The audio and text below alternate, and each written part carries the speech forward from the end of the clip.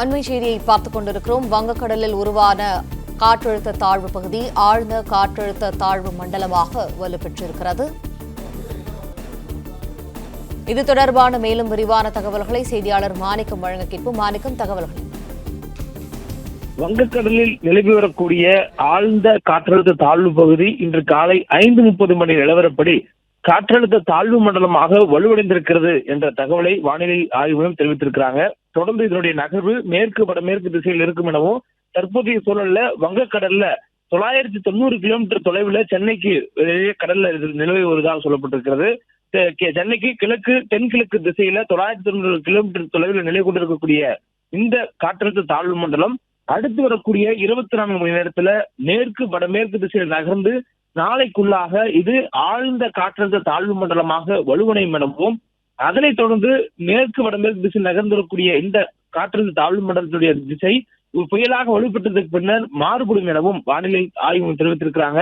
மேற்கு வடமேற்கு திசையில் நகர்ந்து 27ஆம் தேதி காலை வாக்கில் புயலாக வலுப்பெறும் எனவும், இந்த புயல் மோன்தா புயலாக வலுப்பெற்றதுக்கு பிறகாக வரக்கூடிய 27ஆம் தேதிக்கு பின்னர் மேற்கு வடமேற்கு திசைக்கு பதிலாக வடமேற்கு திசையில நகர்ந்து ஆந்திராவை நோக்கி இந்த புயல் அதனைத் தொடர்ந்து 48 மணி நேரத்துக்குள்ளாக செல்லும் என்று சொல்லப்பட்டிருக்கிறது. 27ஆம் தேதி காலையில புயலாக வலுப்பெறும். புயலாக வலுப்பெற்றதுக்கு பின்னர் ஆந்திராவை நோக்கி செல்வதற்கு 48 மணி நேரம் எடுத்துக்கொள்ளும் என்று சொல்லப்பட்டிருக்கிறது. இதன் காரணமாக தமிழ்நாட்டிற்கு இந்த புயலால் நேரடி பாதிப்பு ஏதும் இல்லை என்று தற்போதைய சூழல் சொல்லப்பட்டிருக்கிறது. எனில் புயல் தமிழ்நாட்டின் வட கடலோர மாவட்டங்கள் கூட வராது அப்படிங்கிற ஒரு தகவலை சொல்ல இருக்கிறாங்க. நேரடியாக இது முழுவதுமாக ஆந்திராவை நோக்கி சொல்லக்கூடிய புயலாக அமையும் என்றும் வானிலை ஆய்வு மையத்துடைய தரவுகள்ல சொல்லப்பட்டிருக்கிறது.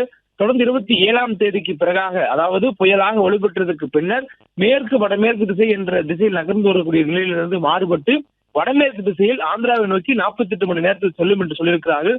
ஆக மொத்தம் 29ஆம் தேதி வாக்கில் கரையை கடப்பதற்கான வாய்ப்புகள் இருப்பதாக எதிர்பார்க்கப்படுகிறது.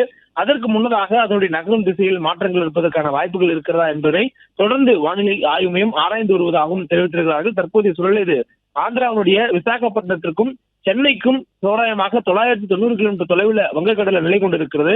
அதே போன்று ஆந்திராவுடைய காக்கிநாடா பகுதிக்கு 1000 கிலோமீட்டர் தொலைவில் நிலை கொண்டிருக்கிறது.